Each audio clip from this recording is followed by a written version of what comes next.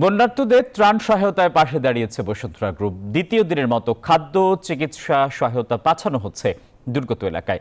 Bashundhara international convention centre থেকে শুকনো খাবার সহ এসব ত্রাণ প্রস্তুত করে পৌঁছানো হবে বন্যা কবলিত অন্তত 4টি জেলায়। ত্রাণ কার্যক্রম ও চিকিৎসা সেবার লক্ষ্যে পাঠানো হবে বিশেষ টিম। বন্যা কবলিত এলাকায় 25,000 পরিবারকে ত্রাণ সহায়তা দেওয়ার পাশাপাশি প্রতিষ্ঠানটির পক্ষ থেকে বন্যায় ক্ষতিগ্রস্ত ব্যক্তিদের প্রাথমিক চিকিৎসা সেবা প্রদানেরও উদ্যোগ নেওয়া হয়েছে।